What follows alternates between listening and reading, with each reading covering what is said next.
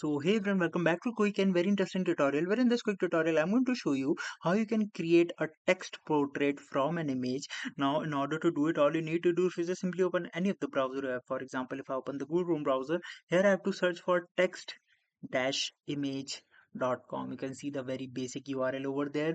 Be very careful with the URL and you can do the same steps from our smartphones as well.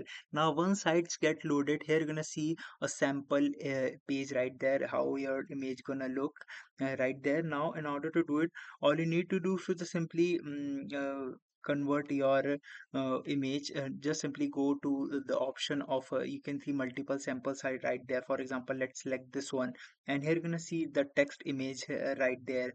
Now in order to do it, just simply go to this option of convert, and when you go over there it will ask you to upload the file.